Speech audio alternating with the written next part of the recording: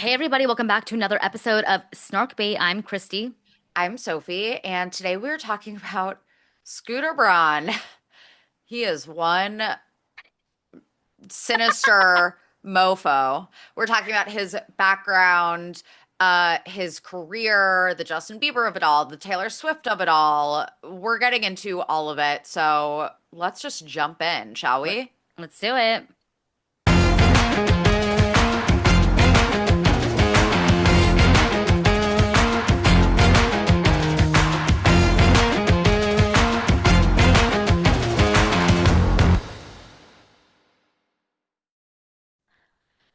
Hey Sophie.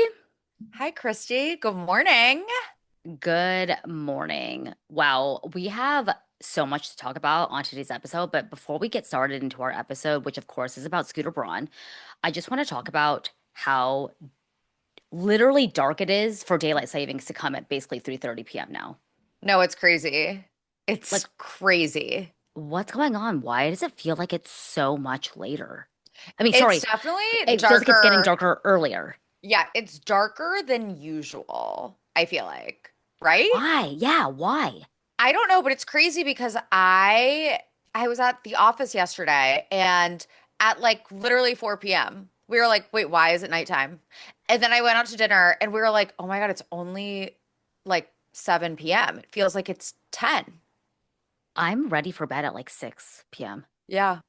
My Yeah. circadian rhythm is all messed up. And then, of course, by the time I settle down in my bed, then I can't sleep. So then I have to listen to some. Oh, by the way, actually, I'm not even going to talk about it because I want to talk about it on DET. Um, but Hmm. there's a recommendation that you've provided to me that I've been listening to put me to whisk me to bed in a Wait, peaceful sleep. what is it? Okay, I'll just say it. Mr. Ballin podcast. Oh, I knew you would love Mr. Rollin. He is such a good storyteller. He is. He's a great storyteller. So basically, Mr. Ballin is he's a teller of strange, dark, and mysterious stories. Yeah. Um, it's funny because I've listened to Mr. Rollins so much that like Henry like knows he's like, oh, it's the strange, dark, and mysterious. Like the intro where he describes it. Um, but yeah, basically true crime, but then also like weird freak accidents. And that's, I think, originally how I heard about the Nutty Putty Cave incident was through Mr. Ballin. So many things I've heard about in Mark Kilroy. These are like Patreon episodes that we've done. Um, yeah, he's a great storyteller. He started out with YouTube and now he has like a prolific podcast catalog. Like he just has so many episodes and they fly by because he's such a good storyteller. You know what actually got me was I was listening to a TikTok and he posted a clip of like the first, it was like a 10-minute episode, but he posted the first 7 minutes. And I was like, wait a minute, I need to know the rest of this story. So I went onto his YouTube and I started watching his YouTube and I like the graphics that he does. Like, Mr. Ballin, we're obsessed with you. I know he's a baby snark. So just letting you know, we're huge fans. What have you been consuming lately? Ooh, what have I been consuming? Uh, British thrillers. I watch so you know the new Sarah Snook show on Peacock called All Her Fault. Yes, is it So good? I have not started it because for some reason, I guess we have the basic Peacock tier that we have to upgrade to watch it. And because it's Henry's Peacock, I haven't upgraded it yet because I need to like get my husband's permission. That sounds really bad, but we subscribe to so many freaking streaming services. We spend so much money on streaming. I need to make sure that this upgrade is kosher with him. So I haven't started it yet, but then I was like, what other show about a stolen child that disappears from a sleepover can I watch? Stolen Girl on Hulu. It was originally on Freeform. And then I was like, you know what? I love a British thriller so much. You guys have heard me talk about Harlan Coben shows. And I was like, what other British thrillers can I watch? Watch the show Obsession on Netflix afterwards because I was like, British people, We psychosexual thriller. Yeah. we love a thriller over here at Snarkbait Pod. Yeah. One of these days we should do a Patreon episode just on our recommendations for like thriller, true crime, our favorite horror movies, etc. Because I feel like the Yeah. list is endless for you and I. Yeah. Oh, also the new Frankenstein movie. Obsessed. Okay, I was meaning to watch that this week or on Tuesday because I had it off for Veterans Day. We're recording in the past, obviously, but I was telling my friend, I was like, Sophie was saying it was really good. So good. Jacob And Elordi will win an Oscar. 100%. and honestly, I remember reading that book in British Yeah. literature in high school, and I remember that was one of the books I actually liked. Yeah. I mean, it's a classic. It's a I'm like, classic. I think it was one of those books that I actually didn't read, even though I was supposed to. So I never read the OG Frankenstein. Shout out Shout out to the who's the to original author? Mary Mary. Yes, you're right. Mary. Mary Shelley. Thank you. Mary Shelley. Shout out to Guys, MS. I sound so fucking stupid and illiterate right now, but anyway, Jacob Elordi Oscar season starts now. It's crazy to think that Jacob Elordi, like, I think that I would put all of my money on him winning an Oscar for this role.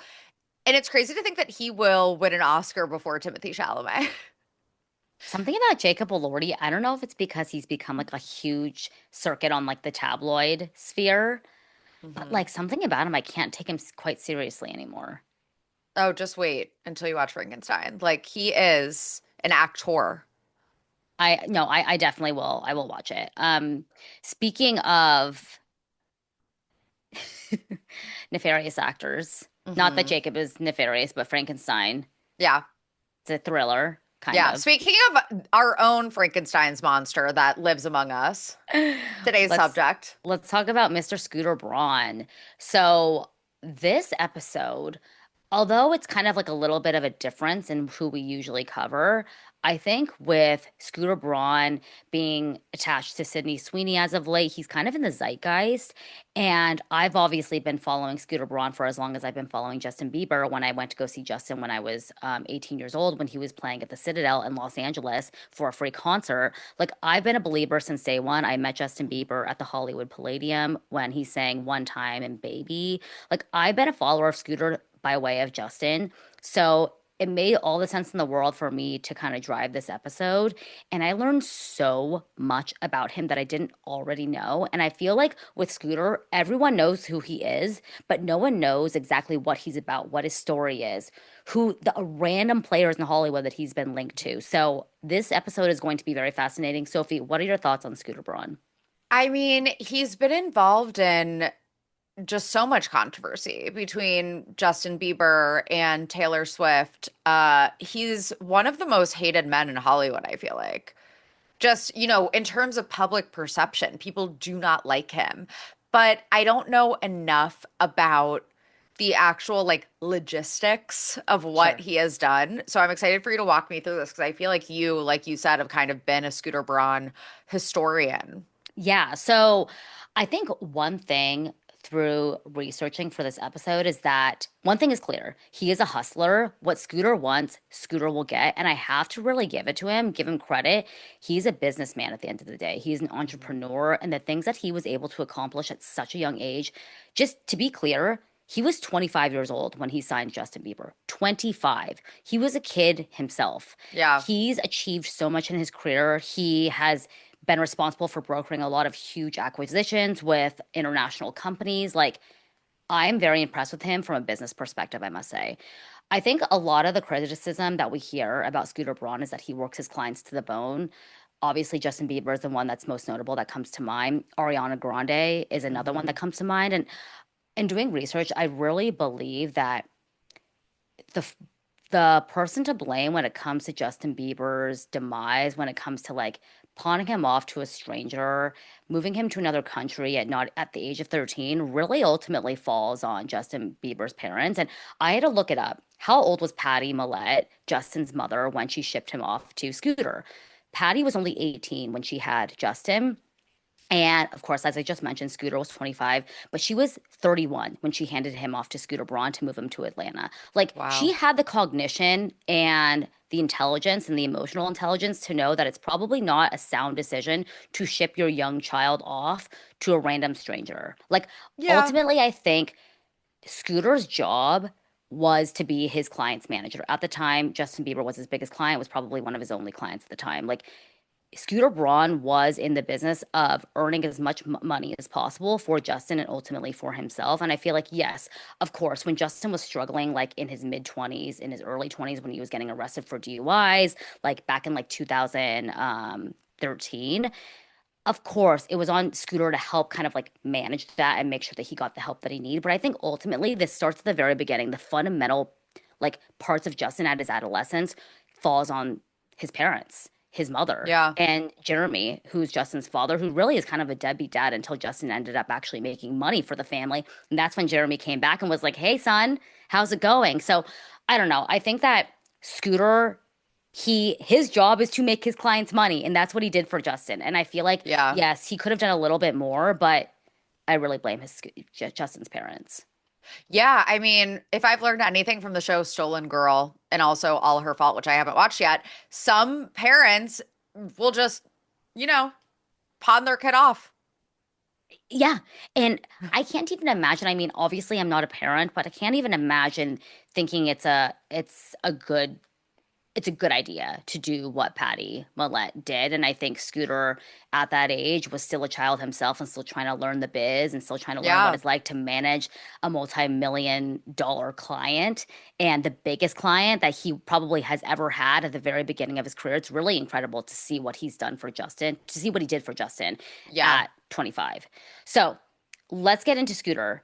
Who is he? So he's a 44-year-old. He's born in New York City. He grew up in Greenwich, Connecticut.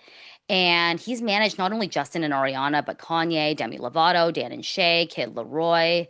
He's the founder of Schoolboy Records. He's the co-founder of investment firm TQ Ventures and Mythos Studios. And he's the founder of Ithacal Holdings, which we now know is the company that took over Taylor's Masters Hmm. in 2019. He was married to Yael Cohen in 2014, but they divorced in 2022. They share three children together. He was educated at Emory University, and he was born to Jewish parents in New York. His father was a dentist, also a high school basketball coach. His mom was an orthodontist. So I feel like, comes from two entrepreneurial type of parents to be a dentist or orthodontist. You're like a small business owner. So maybe he picked up his his entrepreneurial spirit Hmm. from his Yeah, folks. I think that's safe to say. Yeah. Um, he went to Greenwich High School and was class president, which I feel like who was class president at your high school? Like, do you remember them? And did they have Yes. like, were they like a businessman or businesswoman? Yes. I'm not going to say her name because like she's a real person and I don't want to like dox her, but yes, she knows who she is if she listens to this. Yeah, she was like the go-getter, perfect all-American, also got voted best smile. Yeah, they kind of have this pizzazz and people want to be around them. It makes sense to me that Scooter Braun was high school like, class Yeah, president. totally, totally. So, what I found was really interesting was he started as a party promoter at Emory in the early 2000s. And of course, I couldn't help but think about Diddy, who also was a party promoter at Yep. his local city college in the early 1990s. And what I think about between Diddy and Scooter Braun is like, what do these two men have in common? Is that they're both geniuses in marketing, which is obviously proven at a very young age in college. Right. And this is a total tangent, but if you're not familiar, back in 1991, Diddy promoted this like celebrity basketball event at a local city college, and the event was promoted as it was going to take place in a 10,000 seat arena, when in fact City College can only the maximum capacity was only 2,700. A large crowd gathered for the game. It ended up being a complete nightmare. It was like a stampede. Ultimately, a couple of people died from the incident because they were Wow. trampled on. And Oh my God, I never heard of this. yes, Diddy's nefarious behavior dates way back to the early 1990s, literally before he was P. Diddy, when he was just Sean Combs. But I feel like party planners in college turned dark could be a whole other series that like we could dive into because there's something so nefarious sometimes about party promoters. Do you know what I mean? Yeah. Like I want to say actually I'm not even going to bring it up, but one of the true crime cases that we've talked about, there were some party planners involved, Which which party which case? promoters. I don't want to say it right now because I don't want Okay. to bring down the mood, but Okay. yeah, Well, extremely nefarious yeah, it's like characters. there's a certain type of personality that goes into party promotion, whether it be clubs, college events, what have you. But it seems like both Diddy and Scooter had a hustle. Um, so Scooter met a man in college by the name of Jermaine Dupree at So So Def Records, and Dupree had offered Scooter a job as the executive director of marketing.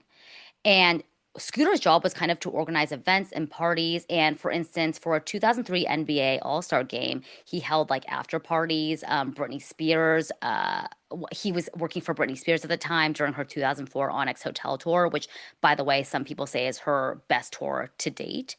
And in 2005, he leaves So So Def and he brokered a $12 million campaign between Ludacris and Pontiac. And this deal was huge because at the time, hip hop stars weren't traditionally in these like huge marketing campaigns. And it was really significant because 2 years earlier, Bill O'Reilly of Fox News organized a campaign to boycott Pepsi for using Ludacris as the face of their campaign. But now, here was Scooter Braun helping broker a deal Mhm. between Luda and one of the biggest like car companies in America. Yeah. And it kind of targeted Ludacris towards a younger audience, a whiter demographic that wasn't his typical like hip hop R&B audience. Um, After the Pontiac deal, Scooter was hired as an entertainment consultant for the Atlanta Hawks, and it was his job to kind of bring celebrities to these games. And what I thought was really funny, which is kind of a funny anecdote about Scooter's involvement with Britney and K-Fed. So just at 23 years old, he's partying with the best of them. He was partying with Britney, Ashton, Justin Timberlake. And there's this anecdote that he talks about. He's like, as he's driving and texting on his T-Mobile sidekick, Oh my TBT. God. Did you have a T-Mobile sidekick, by the way? No, but I thought they were so cool because remember Paris Hilton was like the face of sidekicks. Yes, and I remember all the red carpet events that were hosted by T-Mobile. This is like Yeah. so psychotic, and I think I might have talked about this on an earlier episode, but when I was in middle school, I begged my mom for a sidekick. This is like so crazy. Oh my God, stop. So I had, I know, this is like all my high school friends will know. I had a phone number for calling, and I had a texting number so I could text on my T-Mobile sidekick. Like I had a phone just for texting and a phone just for calling. What? So my friends in their phone book would have Christy text, Christy call. Wait, why were they different? I forgot why, but I guess like I needed T-Mobile was the only carrier for sidekicks. So I had to have a different T-Mobile number. I Wow. I don't know, like I it's psychotic. Like this is Okay, okay, Regina George. I know, like what the and I didn't come from a rich family to be very clear. Like my mom was like, "What the fuck? We don't have money for this." But for whatever reason, I like begged her. Oh So my God. in any case, uh Scooter Braun is throwing a party for Kevin Federline in Miami. And he found a place for Brittany and K-Fed to stay while they were in town. He rented this luxurious $3.7 million mansion nearby Allison Island. And when he threw this party for K-Fed at this Vision nightclub, the nightclub ran a series of photos to like publicize the event. And in one of the publications, they identified Scooter Braun as a local party promoter, and he wasn't too pleased. He was like, listen, I throw parties in New York City, LA, Miami, London, and suddenly I'm this local party promoter. He's like, no, I'm this huge guy who brokers deals between major hip hop stars, huge corporations. Like, I'm not just a party promoter, I'm way bigger than that. And he proved himself to be. In 2007, he launches SB Projects, entertainment and marketing company. And this group also included Raymond Braun Media Group, RBMG, which was a joint venture between Scooter Braun and, of course, Usher. And the label RBMG was initially created for both Scooter and Usher to mutually manage the career and recording catalog of Justin Bieber, of course. And to date, as of 2025, Justin Bieber is the only artist to ever sign with this particular label. Now, a quick ad break to talk about Olive and June. You guys know by now we hate going to the nail salon for a myriad of reasons. Who has 2.5 hours to just sit there, by the way? Problem is, like many of you, we still love having our nails done. That's where Olive and June comes in. Olive and June has everything you need for a salon quality manicure in one box.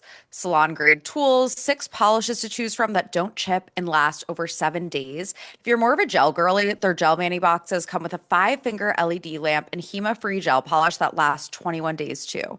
Each manicure comes down to just a few dollars each. Salon quality, but so much more affordable and without the freaking salon appointment.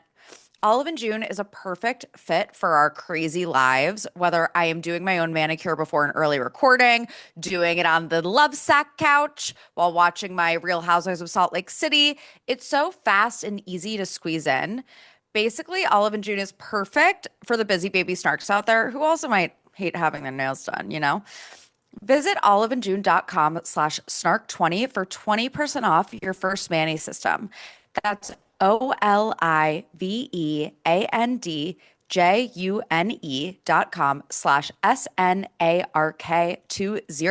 for 20% off your first Manny system. Now, a quick ad break to talk about Lola blankets. It's so cold in New York and it's only November, and I know I won't be able to make it through the winter without my handy dandy Lola blankets. You guys know how obsessed with them we are. They're truly the softest blankets in the entire world, and they make the perfect gift. Literally, you're giving someone the gift of warmth and coziness when you give them a Lola blanket this season. You're wrapping someone you love in a warm hug. What's better than that? So, if you're stuck on what to give someone this holiday season, I promise the number one blanket in the world is your best bet. Whether you're shopping for your SO, a friend, a family member that either loves to be a host or a home buddy, you truly can't go wrong. Lola blankets have over 10,000 five-star reviews for a reason. I love cuddling up in my huge size large blanket and highly recommend it either for, a cozy throw blanket on the couch, an extra layer for your bed in the wintertime. But also don't miss their therapeutic weighted blankets too, or their matching pillows that you can save on when you bundle. Give the gift of softness this holiday season with Lola blankets. And for a limited time, our listeners are getting a massive 40% off their entire order at lolablankets.com by using code SNARK at checkout. Just head to lolablankets.com and use code SNARK for 40% off. After you purchase, they'll ask where you heard about them. Please support our show and tell them we sent you. So let's talk about Scooter's top line career milestones from the 2010s to today. So I think it must be said, uh, he is obviously known for signing Justin Bieber, and he came across Justin's YouTube channel when he was only 12 years old. I have to say, it's very odd that Justin was discovered on YouTube by a 23, 24-year-old that is Scooter Braun that was hunting on YouTube for young child stars. Don't you think that's Yeah, a little it's bizarre? actually, yeah, it's actually pretty creepy. Like, why do we act like that's normal? Yeah, and I think at the time the way it was marketed was Justin Bieber's a small town kid from, Canadian. yes, Canadian, humble Yeah. beginnings, a very poor family, teen mom, and he was discovered by chance by Scooter Braun on the Yeah, internet. because he has this like raw talent, you know? Yeah, but thinking back, I'm like, God, that was weird. Yeah, it's so weird. Uh, After JB's wild success, of course, Scooter signs other people like Kanye, like I said, Kanye, Demi, J Balvin, Carly Rae Jepsen, Tori Kelly, Dan and Shay, Martin Garrix, Black Eyed Peas, David Guetta, Lil Dicky. And Scooter's kind of investor eye also extended to the tech industry where he has invested heavily. Again, it kind of reminds me a bit of Ashton Kutcher, how he was like at the Hmm. front end of all these tech companies before they became the behemoths that they are today. Yeah. So Scooter was one of the earliest investors in startups like Uber, Spotify, Waze, Pinterest, Dropbox, Splice, and Lyft. Wow. So he basically has an eye for something that's gonna make him a lot of money. He was Yeah. like, this is someone who has not reached their full potential yet, but has a lot of potential and could potentially make me a lot of money. Yeah, that is a Whether it's with gift. talent, yeah, it's a gift, whether it's with talent or businesses. Right. If someone came to me and was like, "Hey, Christy, I have this like crazy idea for a company," I wouldn't be able to determine whether or not that like is a huge return on investment. Like I have no No. idea what that takes or what questions to ask. But Scooter, at a very young age, early 20s, knew. So you have to give it to him. He's like fucking smart as hell.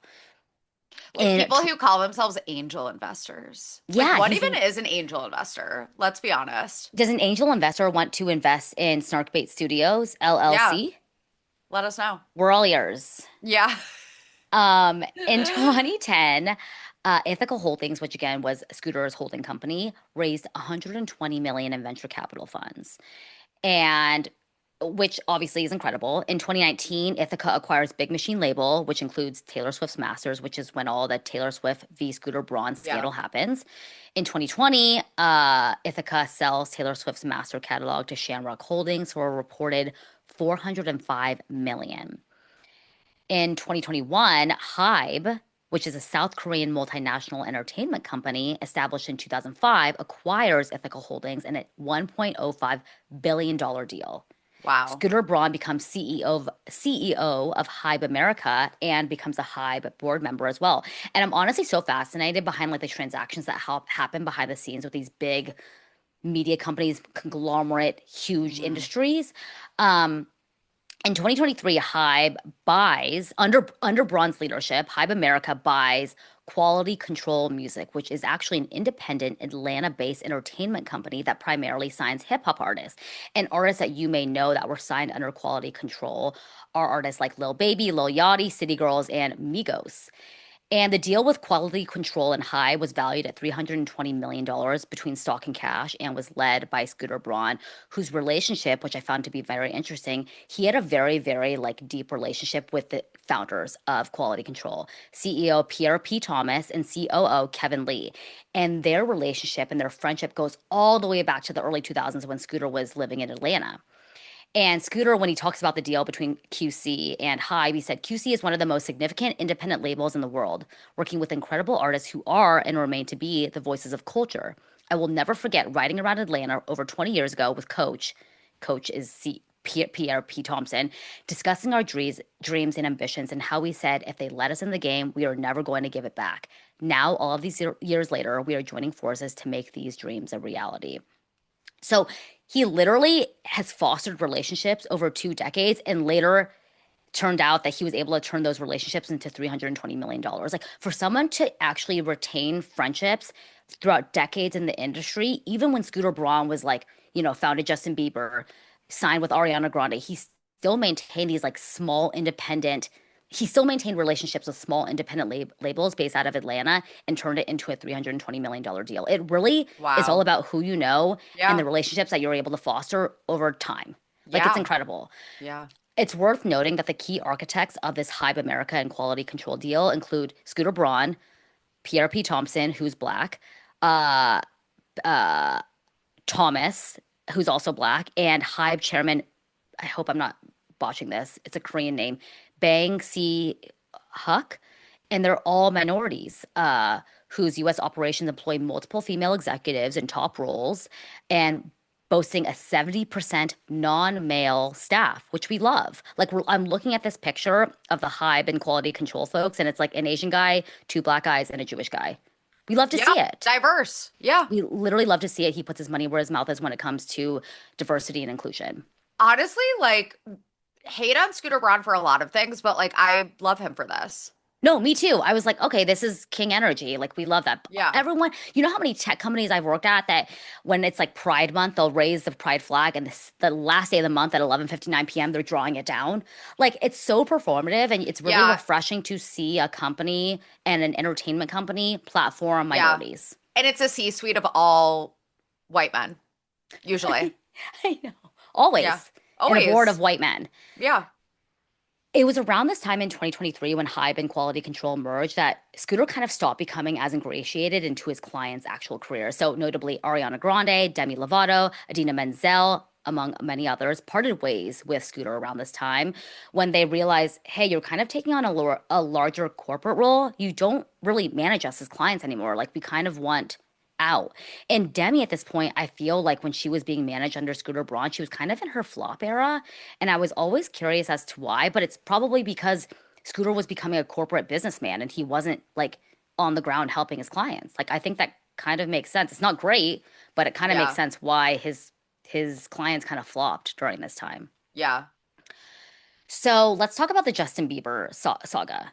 Um, in 2005, Scooter had just founded his company and he had the goal of signing three types of artists: a white rapper, a girl group, and a kid who could do it like Michael Jackson. And I feel like Justin Bieber was kind of the latter.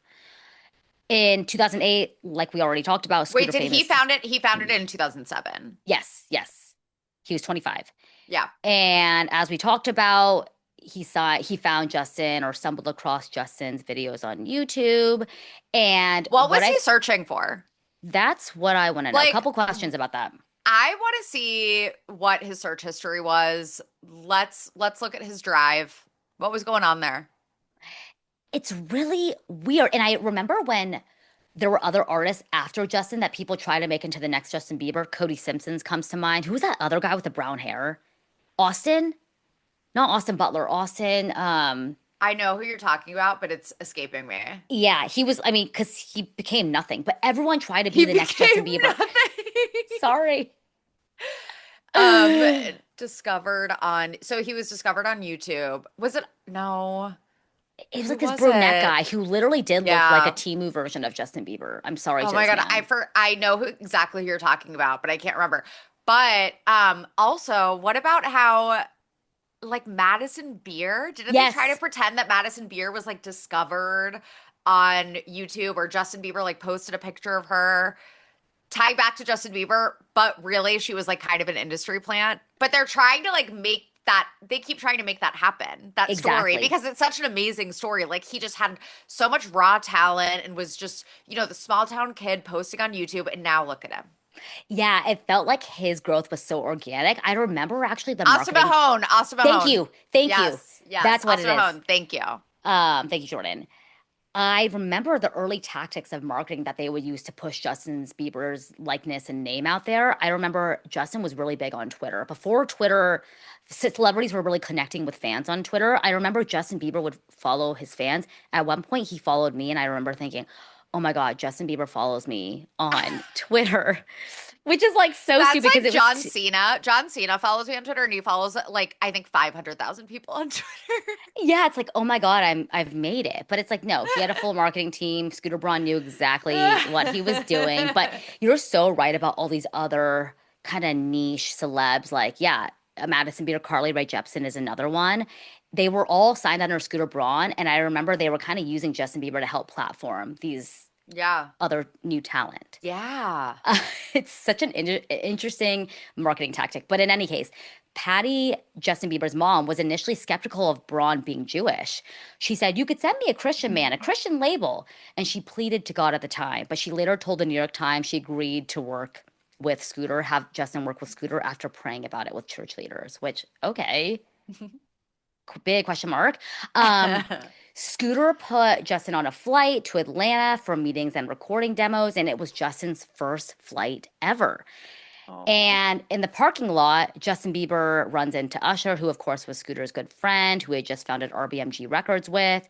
And Usher initially thinks that Justin is Scooter's cousin, and he asks Scooter about him.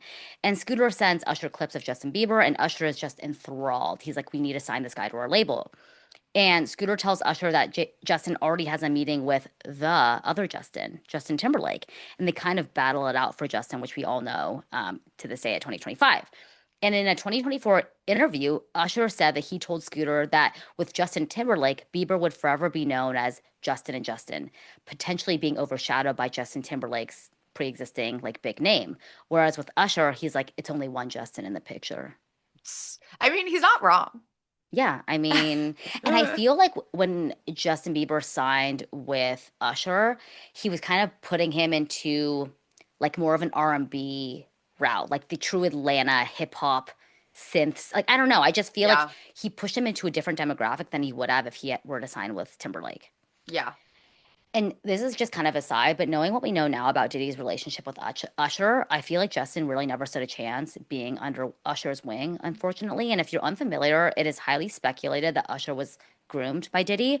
And when Usher was only 13 years old, Diddy became Usher's legal guardian. And Diddy produced Usher's self-titled 1994 debut album. And Usher has often noted that during his time under Diddy's wing, he was exposed to a lot at a young age. He said in 2004, during the era of Confessions, these are my confessions. That's Hmm. such a good album, by the way. So good. Usher said in a Rolling Stone interview that Diddy introduced him to a totally different set of shit, sex specifically. Usher noted that sex is so hot in the industry and remembered that in Diddy's home, there was always girls around. You'd open a door and see somebody doing it or several people in a room having an orgy. You never knew what was going to happen. Oh God. Very dark. Yeah. So, So and Justin Bieber is being kind of introduced to this world, and by way, he's so young, he's so out of his element. He's a yes, small town kid from Canada. right from Stratford, Ontario, I think is the little province. So in July 2008, Bieber signs to RBMG, and Usher introduces Justin to L.A. Reid, who signed Usher when Usher was just 14 years old. L.A. Reid then signs Justin to Island Def Jam Music Group in a 360 deal covering records, tours, merch with a 50-50 profit split. And this deal includes moving expenses to Atlanta, where Justin can record along with a private tutor. And Scooter is very hands on and deals with Justin's day to day career and personal life. And in 2009, One Time is released and is a hit. Usher, if you recall, is in the music video, which undoubtedly helped Justin's like PR. Usher was And huge at this point.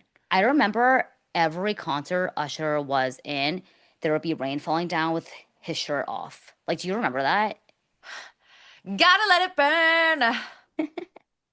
Like, so good. Yeah. Yeah, he was hot. He still is. He still is. No, he literally ageless like Ramona. Yeah, literally. In July of 2009, Justin admits that he has a crush on Selena Gomez, but if you remember, Selena was dating Nick Jonas at the time, a la the Disney Channel. So Scooter calls Selena's mom and manager to introduce Justin and Selena. So thanks to Scooter, that's how Jelena was kind of born. And And this again, was a business move for him. He was like, we can create a power couple. I was thinking about that, Sophie. The industry is so weird. You're a man in his late 20s trying to set up two teenagers. It's so fucked. It's so weird. In 2009, Scooter Braun and Usher arranged for Justin to do a meet and greet with Diddy. And this is the clip I know you guys are all aware of at this point when Justin was around 15 years old.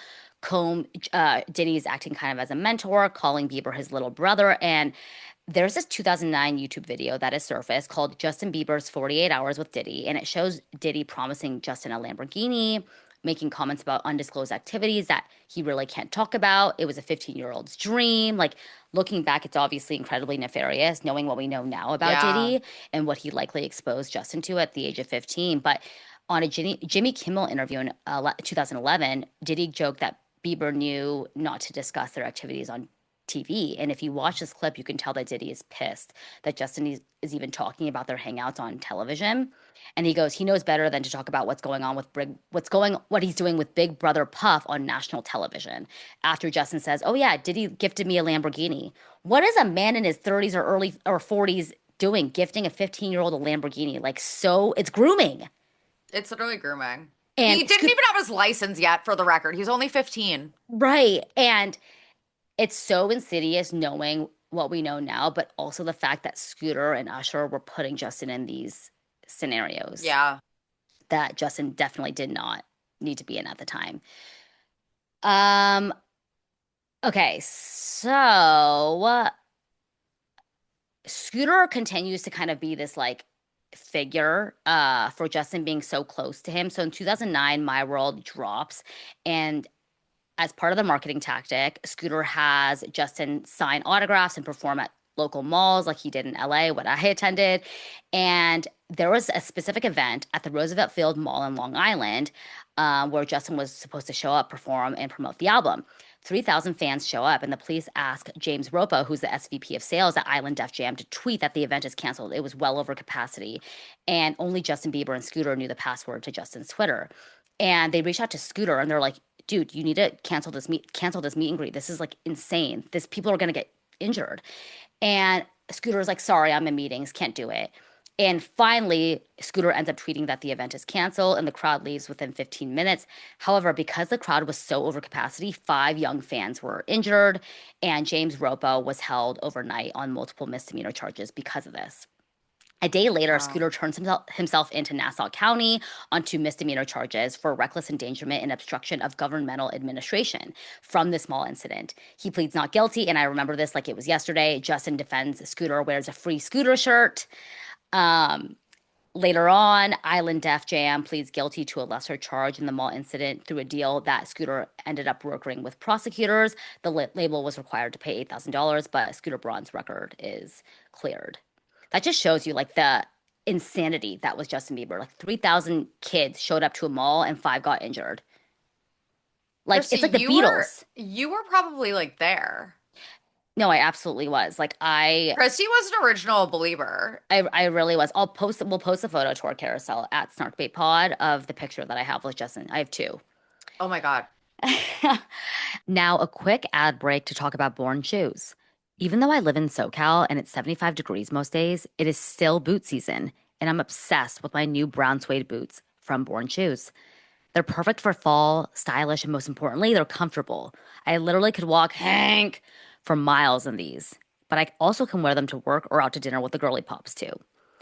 Born shoes are made with the best, highest quality leather. They're lightweight, supportive, and perfect for literally any occasion. Go to bornshoes.com today for a 15% discount plus free ground shipping on all full price shoes when you use our promo code SNARK.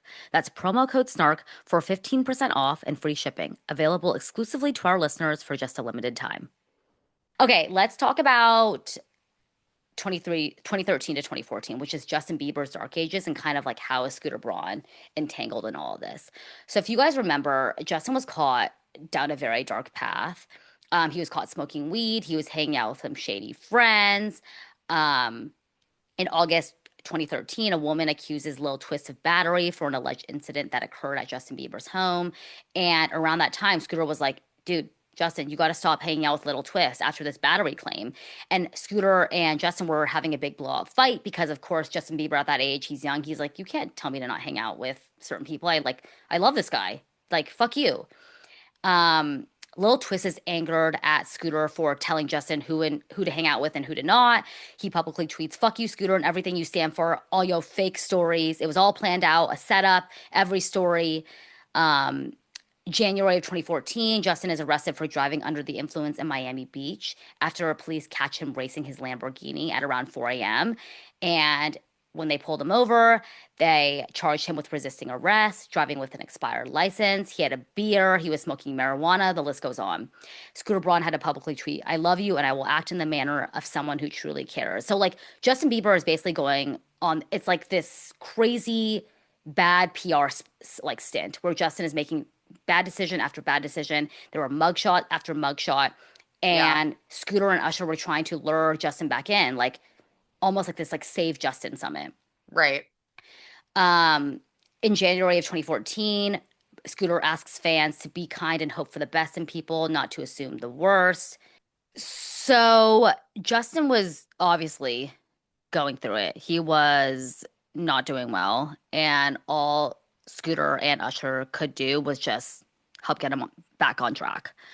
And that they did. In 2015, March of 2015, Comedy Central put on a roast of Justin Bieber, which I think was a fantastic It idea. was so funny. It was so funny. That was the best thing I think Scooter did for Justin's career at that time, because to take someone who has had public scrutiny month after month, who's been arrested, who was peeing in like kitchen buckets, like restaurant buckets, was like peeing on his neighbor's lawn, throwing eggs at his neighbors, like people were sick of Justin and they were like, dude, you're such a little punk. And for Hmm. Justin to like kind of take a joke and be able to take it, like that was such a good idea.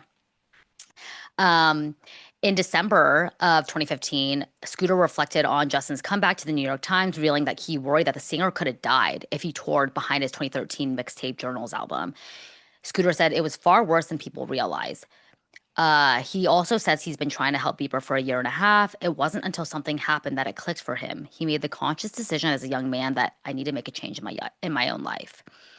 And this is also kind of a funny anecdote. In July of 2016, TMZ reported that Scooter threatened to quit as Justin's manager um, if the star performed a gig associated with the RNC, Republican National Convention.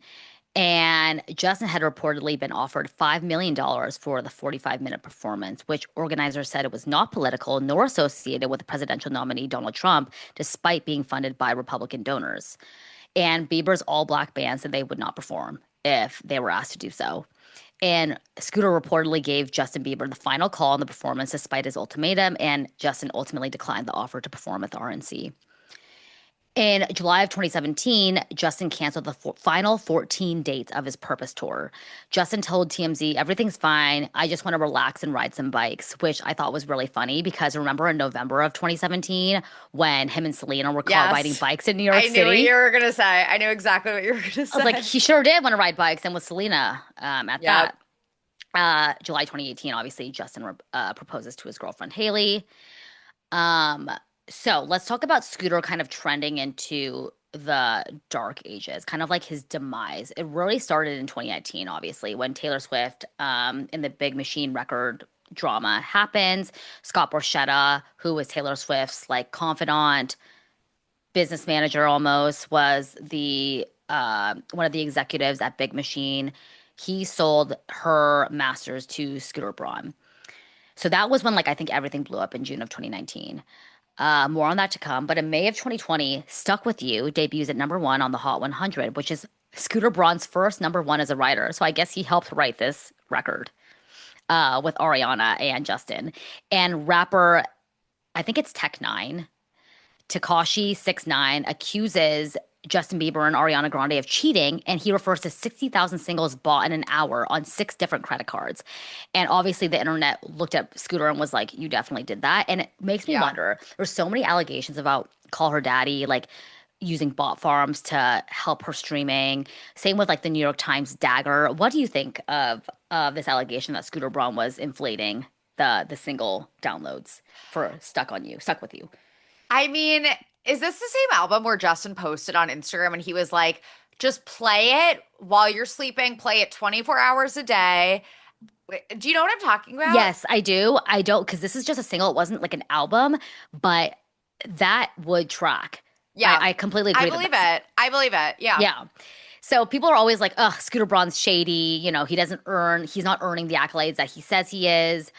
Um, in March 2022, Business Insider publishes an expose into Scooter Braun's empire. Among the revelations is a possible line of reasoning for Taylor Swift's original hatred for Scooter. Scooter Braun's allegedly overbearing involvement in Justin's on and off relationship with Selena Gomez, who obviously is Taylor's one of Taylor's best friends. One source claims there's bad blood between both camps developed during the relationship due to Scooter. And another source says that Scooter's handling of the relationship between Justin and Selena left a really bad taste in Taylor's mouth. And Scooter Braun's attorney, Marty Singer, said that no, that's not true, that Scooter continues to have a very good relationship with Selena, citing a photo of them together in 2015. Um, I never thought of that about Taylor's hatred for Scooter being in part due to his conspiring to get Justin and Selena together. I don't know if I buy that. Do you? I feel like Taylor is a smart girl. I feel like she just saw how toxic Justin was treating Selena and was kind of Right. like, you suck. I don't think it had anything to do with Scooter Braun. I completely agree. Yeah. I think That Taylor seems just like a knew. reach. Yeah. She knew that the relationship has always been trash. Yeah. Um, in January of 2023, Justin sells his publishing rights and master royalties to the song fund Hypnosis for over 200 million. It was Hypnosis's largest acquisition ever. Billboard called it the largest rights sale for any artist of Justin's generation. And people were like, huh, that's weird. People don't usually sell publishing rights and master royalties unless they're kind of like strapped for cash. But you have to remember a couple years earlier, Justin had canceled like the last 10 couple tour dates for purpose. Like he's not really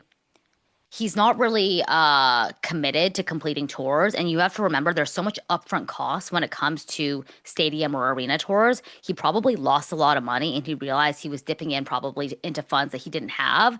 So he thought, okay, the best way for me to get a quick cash grab is through selling my masters. But then Uh-huh. you have to, it also calls into question like what is Scooter Braun's involvement in helping manage Justin's career? Like why is he so strapped for cash that he needs to do this? This is when I feel like people started to ask Yeah. questions. Yeah. Um, in March of 2023, after multiple delays due to the pandemic and Justin's diagnosis with Ramsay Hunt syndrome, Justin quietly cancels yet another tour, his Justice Tour, which was slated for 100 dates. And you know this fucking pissed Scooter off, Yeah. obviously, because with any tour, again, there's a bunch of upfront costs that occur. And I would bet that Scooter was fronting a lot of the costs. So I think this is kind of where it began, where there was a little bit of tension between Scooter and Justin. What's interesting is later that year, Justin officially breaks up with Scooter. Just 7 months after ending his tour in August of 2023, Justin is looking for new management and has allegedly not spoken to Braun in months.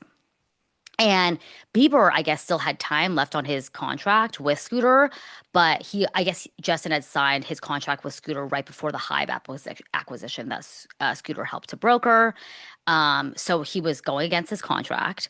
And people were also very confused because around that same time, Ariana and Demi also left Scooter Braun at the time. So everyone was like, why is everyone leaving Scooter right now in the time of 2023? Like Justin didn't finish off his tour. He sold the rights to his masters.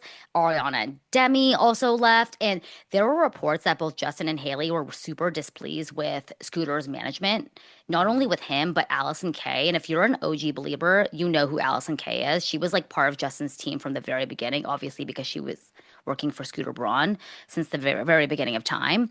But I guess Justin and Haley were very displeased with Allison for the way that she was managing the Justice Tour, and that kind of channeled into their displeasure towards Scooter too.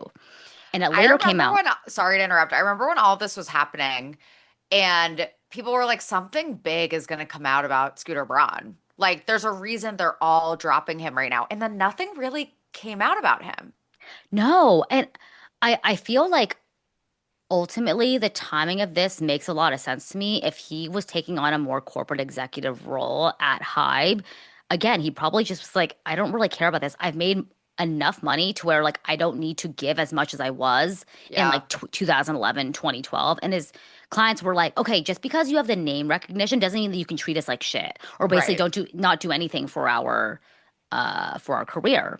right. And I mean, even just like reading the contracts for like a small podcast tour, marketing, promotional materials, overall investment made by the tour company, it's all incurred, and you can't buy it back unless you go on tour and recoup those costs doing like ticket sales and merchandise sales. Yeah. And if Justin leaves the tour with 100 shows remaining, that's a huge, huge net loss that ultimately Hybe Entertainment ultimately ended up covering on behalf of Justin when he canceled the tour. Yeah, they have to like eat the cost. Yep. And Justin initially said, don't worry, Scooter, I'll pay it back over time, but he never made a single payment. And by mid 2025, this dispute had finally been settled after there was so much tabloid and publicity about this. It had been settled, and it turned out that Justin was kind of in the wrong. Justin agreed to pay Scooter $26 million dollars to cover a tour advance and outstanding commissions. And in addition to paying Scooter back for the tour advance, Justin also paid an additional $5.5 million dollars, which covers half of the $11 million dollars in unpaid commissions that he never paid to Scooter. So net net, he owed Scooter $31.5 million dollars. Wow. And interestingly enough, TMZ reported that Justin and Scooter settled the dispute the same day that Justin announced his seventh album, Swag, and the same day that he launched his fashion brand, Skylark. Um, and in 2025, Justin and Scooter no longer follow one another on Instagram, and fans believe this was a result of basically everything that went down. Obviously, the financial dispute, they almost went to court for it. They had multiple independent auditors. I think they had PwC go ahead and audit like Justin's financials to make sure that like the dispute that Scooter was saying was in fact true, and ultimately like Scooter was in the right. Hmm. Um, there was a lot of pushback though during this time, people saying like Scooter is not being fair to his clients. Again, he's pushing them to death. Justin Bieber clearly does not want to be on tour. He's never liked being on tour. He doesn't like to travel. He doesn't like to put this much strain on his body. Like, not everyone can be Taylor Swift, okay? Like, Yeah. Taylor Swift being able to tour eras for 2 years, putting on 3 hour shows, and I think she canceled maybe one, max two, the entire duration of 2 years. Like, she has a work ethic and like hustler mentality that I think most artists, like the normal person, will never have. Like, I could never do what Taylor Swift did. Most people No. could not. And I No. And think, it's like the physical strain of it, I think is totally understandable for someone like Justin to be like, my body can't handle that. right. And I think I don't blame Justin for realizing that he bit off more than he could chew and realizing, like, Yeah. listen, I've already done a couple shows. To think about another 100 is like so taxing on me emotionally. And I remember watching the Avicii documentary on Netflix, if you guys haven't watched it, when, as we now know, Avicii tragically took his own life a couple like years ago. But on that documentary, his tour manager is listing off all the tour dates that Avicii is set to perform at. And as he's going down the cities, Avicii's literally like, can you stop? Like, I actually am getting high anxiety for every city you keep mentioning. Like, this Yeah. is too much. And Avicii was like crying for help. and Yeah. ultimately took his own life because it was too much for him. And I'd imagine like Justin Bieber was probably under similar stress and he probably felt a lot of pressure to continue the tour. And I have to commend Justin Bieber for basically saying, I know like the financial hardship I will have to endure when I cancel this tour, and I'm still going to cancel it because my mental health is Yeah. deteriorating. Yeah, he knew he was going to disappoint a lot of people, including his management and his fans and so many people. And he was like, I need to do what's best for me. So, like, good for him. Yeah, I agree. And I remember even seeing Ariana Grande during her Seven Rings era in 2018. I saw her in concert, and this was just a year after the 2017 Manchester incident. And I could tell when she was performing, thinking, this girl does not want to be here. She's miserable. Why is her management pushing her so much to do this? Yeah. Um, And that was Scooter Braun, right? yes, Yeah. yes. And I just feel like so badly for these artists that with streaming, like we're not at Tower Records purchasing albums anymore. It's not about album sales. The way that Yeah. you earn money on your music is through touring. That is Yeah. basically the only way in merchandise. Yeah. So it makes sense why these artists, these musical artists, are like hawking so many other side hustles, like I don't know, freaking Rem clothing lines. Beauty. Yeah, exactly, because they have to. Otherwise, you make music and there's all this cost incurred that you have to pay to producers, and then you're left Yeah. with basically nothing unless you go out Yeah. and fucking break your body down. Crazy. So let's talk about the Taylor Swift saga. So Taylor Swift recorded her first six albums at Big Machine Records before leaving. Big Machine owned the rights to the majority of Taylor's catalog. And as we already mentioned, Scooter's Ithaca Holdings purchased Big Machine in June of 2019, and Taylor Swift publicly objected to the new ownership on her Tumblr page. TBT to like that era. That feels like a fever Yeah. dream. The Her access that we Tumblr even, page. yeah, that we had to Taylor Swift at that time. Yeah. She was looking to purchase her catalog back from Big Machine. And basically, she was told she was not able to do anything with her old music, including using the music for her Netflix doc, Miss Americana, or for her AMA performance. She kind of galvanized other artists and those who are also managed by Scooter by way of her fans to let them know how you feel about this. So, Mhm. without going into the infamous Tumblr post because it's kind of long, she basically says, like, listen, Scott Borchetta, Scooter Braun, they have said that I'm not allowed to perform my old songs on TV because they claim that that would be re-recording my music before I'm allowed to next year. I wasn't planning on telling you this news. Netflix has created a documentary about my life over the past few years. Scott and Scooter have declined the use of my older music or performance footage for this project, even though there is no mention of either of them or Big Machine Records anywhere in the film. Um, the message being sent to me is very clear. Basically, be a good little girl and shut up, or you will be punished. Please let Scott Borchetta and Scooter Braun know how you feel about this. Scooter also manages several artists who I really believe care about other artists and their work. And when Taylor asks the Swifties to do something, they will do it. They're gonna do it. They're gonna do it. She's Pitchforks, fire. mobilizing an army. No, I would be horrified if I were Scooter Braun. If Oh, you do not want to be on the receiving end of the Swifties' ire. horrible, you would have to put me in witness protection program. Yeah. So tons of celebrities came to Taylor's defense, and obviously the Swifties did their thing too. Scooter Braun's former client Todrick Hall took to Twitter to share his own experience with the producer, tweeting about Scooter, saying, Scooter is an evil person whose only concern is his wealth and feeding his disgusting ego. I believe he is homophobic, and I know this from his own mouth that he is not a Taylor Swift fan. Not the What? homophobia. Oh my God. Yeah. Some of Scooter's clients came to his defense, a la Demi Lovato and Justin Bieber. Demi said, I have dealt with bad people in the industry, and Scooter is not one of them. He is a good man. To add insult to to injury, Demi also got messier on the heels of all this like Tumblr saga. Right. Demi took to her Instagram stories after Taylor Swift won the award for Video of the Year at the VMAs, and she wrote, I skipped the VMAs for a reason. And then she on the next story, she goes, well, that, and I just hate award show. Just like, adding fuel to the fire. Yeah. The day after Taylor's Tumblr post, Big Machine Records gave a long-winded statement on their website saying that the narrative you have created does not exist. As Taylor Swift's partner for over a decade, we were shocked to see her Tumblr statements yesterday based on false information. At no point did we say Taylor could not perform on the AMAs or block her Netflix special. In fact, we do not have the right to keep her from performing live anywhere. Since Taylor's decision to leave Big Machine last fall, we have continued to honor all of her requests to license her catalog to third parties as she promotes her current record Lover, which we do not financially participate. And they also accused Taylor of contractually owing millions of dollars and multiple assets to their company, which is responsible for 120 hardworking employees who helped build her career. Obviously, Tree Payne did her thing and said, actually, Big Machine, you owe Taylor $7.9 million in unpaid royalties. So they're just going at it. And it's this like public display of just like really, really wealthy people fighting on the internet and the Swifties Yeah. coming to attack. Yeah. 9 days after the AMAs, Big Machine executives told TMZ that Taylor could, in fact, perform her catalog. Oh, this is before the AMAs, Yeah, 9 days sorry, before the before. AMAs. And Scooter is like pleading with Taylor. He's like, listen, your fans are threatening my kids. They're showing up to my kids' school. You need to intervene publicly. Like, this is not okay. I remember this. And Yes. at that point, I was like, even though I was on Taylor's side and all of this, and, always will be, why are the Swifties showing up at his kid's school? If that is in fact true. And I feel like Taylor will be aware of that and know that very often, in my opinion, that her fans are taking it too far. And she doesn't care. Selena Gomez and Taylor Swift are very similar to that. They Yeah. both galvanize their fans. In Selena's case, be kind. Stop, Christy. I was literally, oh my God.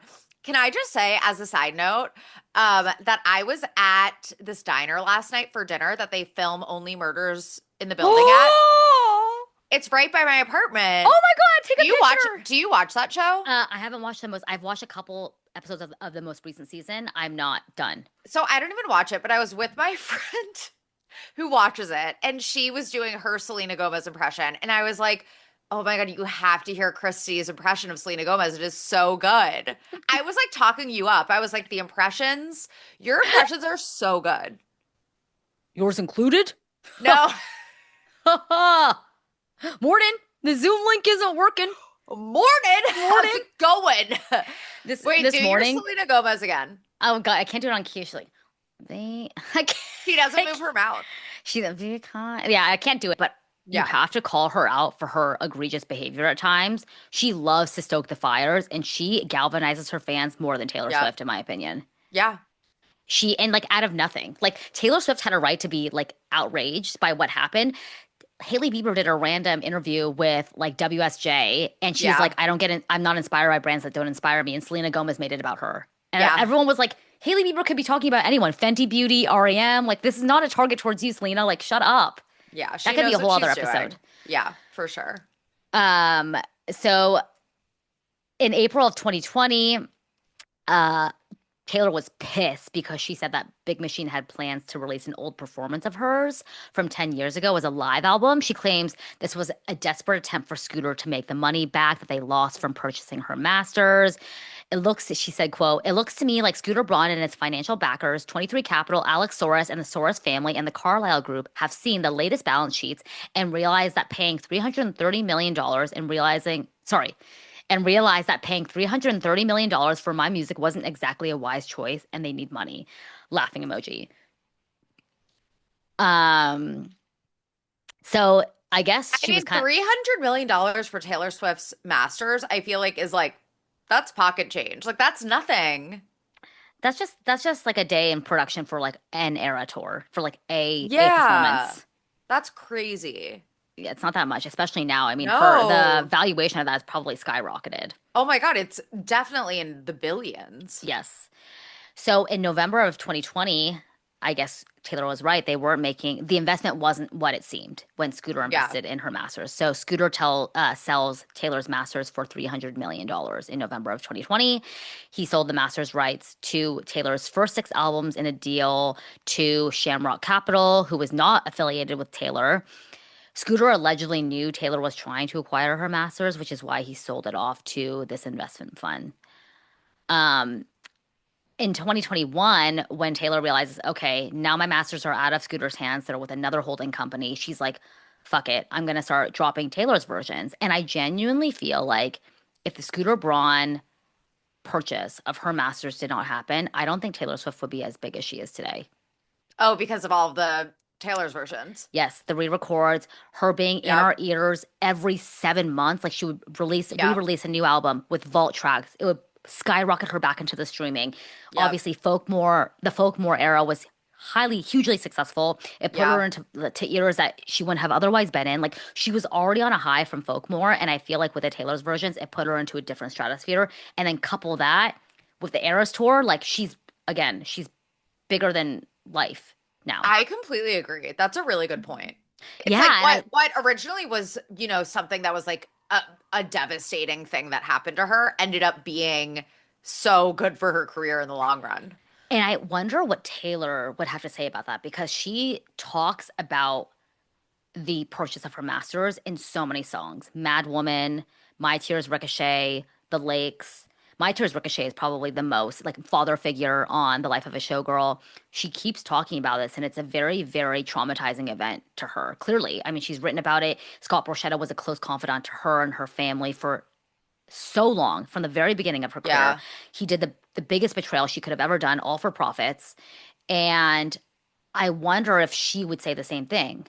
Yeah. Like, the most traumatizing event in my life was also the most meaningful to my career, almost. Yeah. That's my opinion, but I feel like she would probably agree with that. yeah, I hope she does. I hope she can look at it in a way of like everything happens for a reason and everything happened as it was supposed to be because obviously she bought her Yeah. masters back from Shamrock. Taylor, if you're listening to this, let us know.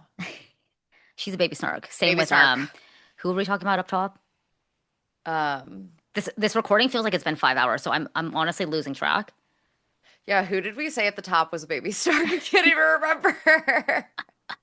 You guys, it's been an early morning. It's Yeah, not it's even been a 8 a.m. day. It's been a day. So in October of 2022, she releases Midnight's Taylor. Taylor releases Midnight's with a song Vigilante Shit, which was obviously referencing Scooter Braun. Mhm. Picture me thick as thieves with your ex-wife. Draw the cat eye sharp enough to kill a man. Down, down. Speaking And of Tumblr, that was the first moment where I was like, she's literally taking lyrics from Tumblr. I mean, the life of a showgirl, if that proved anything, it Yeah, proved to me that she had a ghostwriter on Folkmore, because what the fuck was that? That's a whole yeah. other episode. Um, June 2024, Scooter Braun officially retires from music management, but we all know he hadn't been really managing music careers for a while.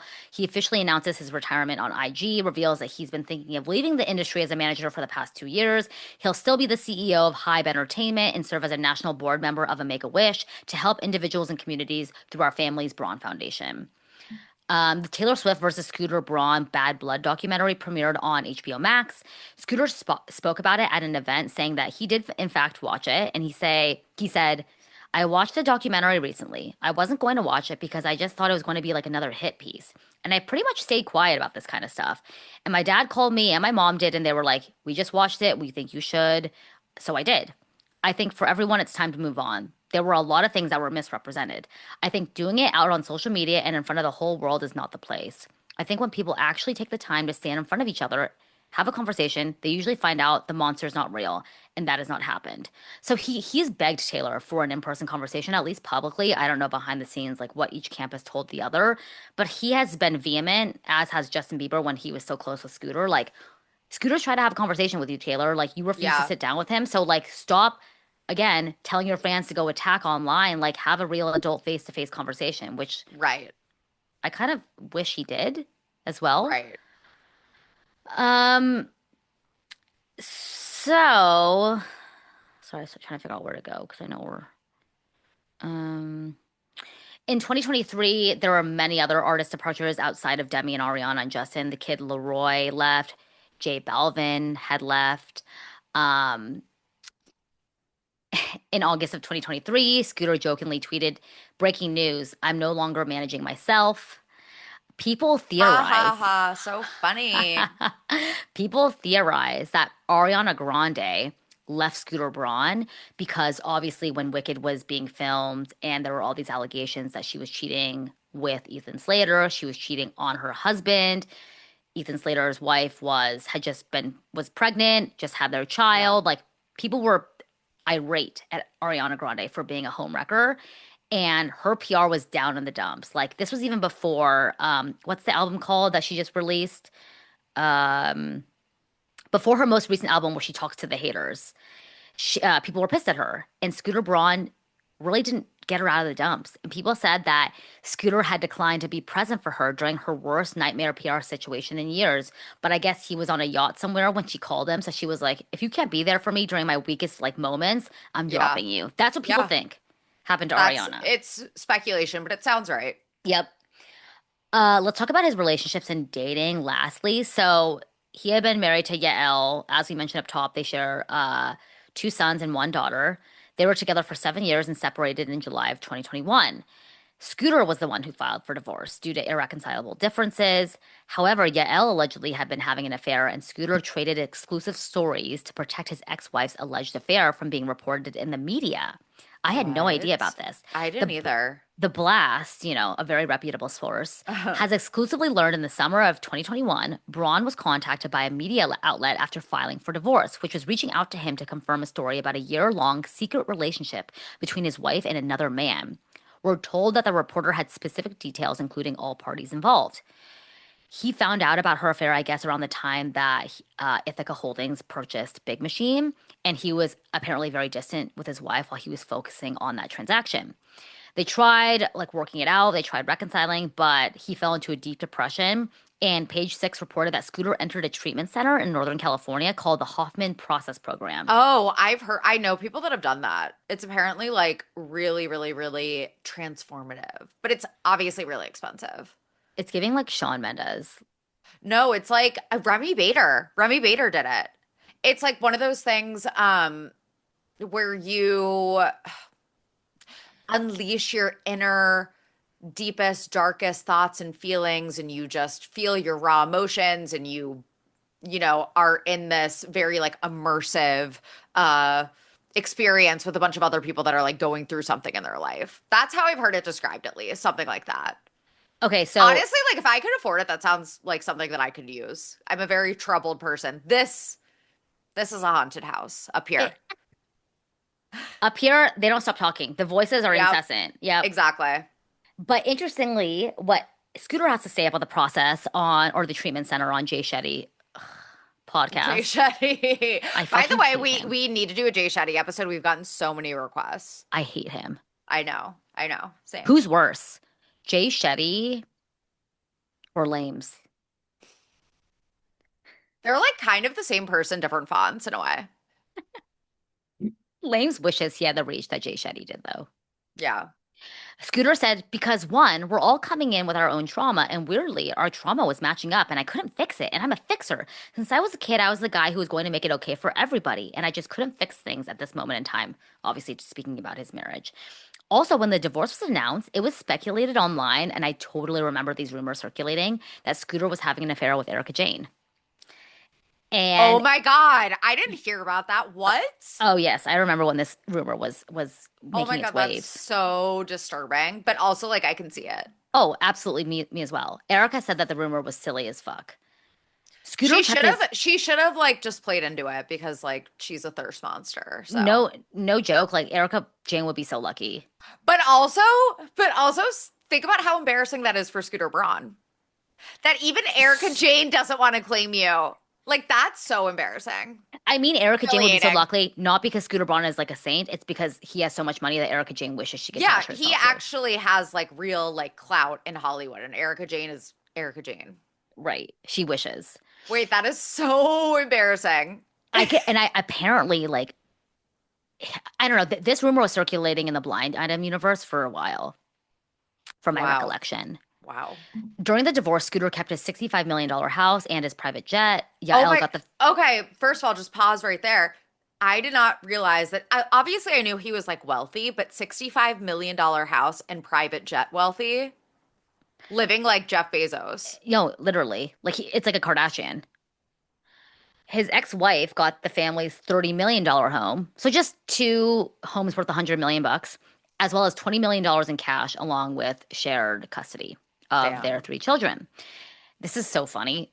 Scooter said that Yael remains one of his best friends and they still consider themselves on the same team. So much so that they each got a tattoo on their finger that says same team after they filed for divorce. I hate that. Like that's so Hollywood. Isn't that so like what is Same it? A team. conscious uncoupling. Yeah. Same team. Yeah. And of course now he's been seen gallivanting around New York City with none other than Sydney Sweeney.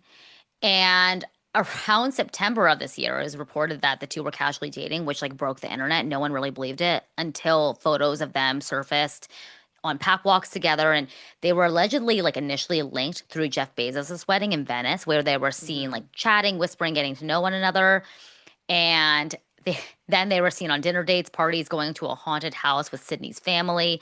And just recently, they were photographed kissing in Central Park on a rock. And it was clearly like they called the Paps. There was another pap photo I noticed of them today.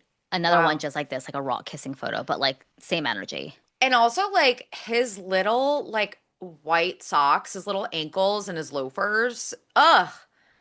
And For, let's just also, I think it's worth pointing out that Sydney Sweeney and we actually we just did a Patreon episode about this yeah, so go on yesterday. patreon.com/snarkbaypod. We just did an episode on Sydney Sweeney if you want to hear more about this. Sydney Sweeney is having the worst PR of her life. It's interesting how every celebrity that Scooter Braun manages, like, this is the worst PR I've ever experienced. And now his girlfriend is having like just the most terrible PR. And people are like, you dating Scooter Braun is so even more horrible for your image. It's like, what is Sydney Sweeney doing with him? It's such a bad look all around. It's like I don't know. I It's don't get it. fascinating to me. I don't get it because Sydney Sweeney, and I know this isn't an episode about Sydney Sweeney, obviously. We have that on Patreon, but I don't know. It's like crazy. Like he is, like I said at the top of the episode, he is one of the most hated people in Hollywood for a good reason. So, like, for her to attach herself to him at this moment when she needs all the good press she can get is so confounding. And she's Sydney Sweeney. She can like have anyone she wants. Like, why Scooter Braun? Because he's rich, I guess. The thing I believe with Sydney Sweeney, and of course we're going to talk about it more in yesterday's episode with on Patreon, but I think that Sydney Sweeney's career has been very interesting to me. I feel like she was trying to put herself on this pedestal of like I am a serious actor, and over the last like year, it seems as if she's actually trying to double down on being disliked. And part of that is like Yeah. allying herself with one of the most hated men in Hollywood. Yeah. It's almost like I think at this point, genuinely, she cares less about fame and more about money. Honestly, I think that might be the answer. Like I think that might be what it is that Yes, she went from being like an it girl at the top of her game that, there was Oscar buzz about this new movie called Christie and she's a serious actor. She's been in, really serious roles lately. And then all of a sudden she's moving like a C-list like Bravo celebrity. Like just doing like silly stunts and silly interviews and trying to piss people off on purpose for attention. But yeah, maybe she thinks that that's a more lucrative route. And I think Scooter Braun, like we said, $65 million house, private jet money. Like maybe she's like, yeah, I just care about the money. I don't care about the prestige. I don't care about being taken seriously as an actress because right now people do not take her seriously anymore.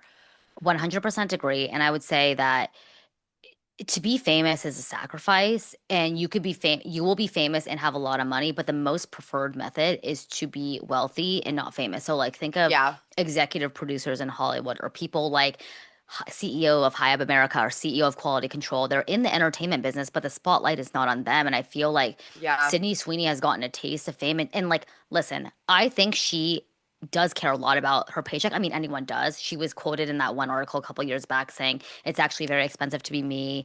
My like net payment towards myself is much lower than you think because I have to pay attorneys and teams and glam and da da da. But I think that like she's always the face of so many campaigns. Lonnie J, Baskin Robbins, American Eagle. Like she's constantly has Yeah. her name and likeness across so many campaigns because she wants more money. And I think at this point she doesn't care. She doesn't care about being respected. She cares about her bag. Yeah, it's like she's a glorified influencer now. Yeah, 100%. Yeah. So that's the tea on Scooter Braun. What are your closing thoughts, Sophie? Do we think he's as like dark energy as we thought up top, or I what are your mean, thoughts? yeah, I think that what it comes down to, and this was kind of your overview at the beginning, is that he is just a hustler, like by any means necessary. Like he will push these artists to their brink. He will screw people over. Um, but he's good at it. And it's gotten him, like we said, I'm sorry, I can't get over the $65 million house and private jet. Like, it's gotten him this much money. He knows what he's doing. But yeah, it's obviously, he's pretty nefarious, greedy, um, but it works for him, I Yeah. guess. It's like you gotta kind of respect the hustle, I guess, at the end of the day. I don't know. Yeah, I agree. I think that at the end of the day, you have to respect someone who really like didn't come from like a really well-to-do family. Like it's humble Yeah. beginnings. His family probably had a bit of money, like dentists and orthodontists. They make good money, but he's not a Yeah. nepo baby. He's really been able to create this empires, bring artists from nothing to everything, Yeah. with very little. So I think you have to respect that. And in the United States of America, I guess like you can be anyone if you really, if you're putting your mind to it. And he's really kind of proved that. He's also like a white man, so that helps as well. But Yeah. he does have a very strong work ethic that I can respect. And yeah, that's kind that's all she wrote. Uh, you guys know where to find us at SnarkBaitPod on Instagram. I'm at Christy Noel underscore underscore. Sophie is at Soph underscore Ross. We have Wednesday episodes on Patreon every week, so head on over there as well as ad free. And thank you to our amazing team Jordan, Rachel, Olivia, Kartik. And we'll see you guys on Tuesday for another episode of DET. Bye. Bye.